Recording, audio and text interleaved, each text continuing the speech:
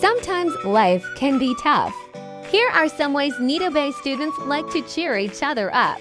Walking to the school counselor. Reading with friends. Watching our head student run in a red jumpsuit. Coloring in. Our housemaster's favorite.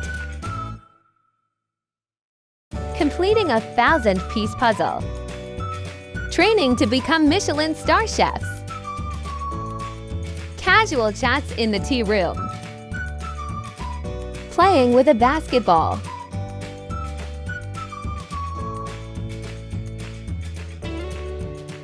Playing badminton.